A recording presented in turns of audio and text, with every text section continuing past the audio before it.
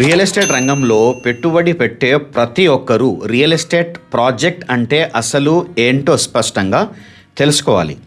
అంటే మనం ఎలాగైతే ప్రాజెక్ట్ అంటాం కదా, కానీ రేరా చట్టం సెక్షన్ 2 క్లాజ్ ZN ప్రకారం అయితే ఒక కొత్త బిల్డింగ్ కట్టడం లేదా పాత బిల్డింగ్ను అపార్ట్మెంట్స్గా మార్చడం మాత్రమే కాదు, ఇది చాలా ఇంపార్టెంట్ విషయము.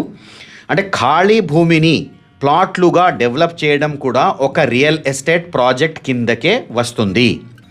కేవలం బిల్డింగ్ మాత్రమే కాదు, అక్కడ ఉండే కామన్ ఏరియాస్ అవన్నీ కూడా, ఇది గుర్తుంచుకోండి. అంటే డెవలప్మెంట్ వర్క్స్, అవన్నీ చేసే డెవలప్మెంట్ వర్క్స్ కూడా, మరియు ఆస్తికి సంబంధించినటువంటి ప్రాపర్టీకి సంబంధించినటువంటి ఆల్ రైట్స్, అన్ని హక్కులు ఇందులో భాగమే.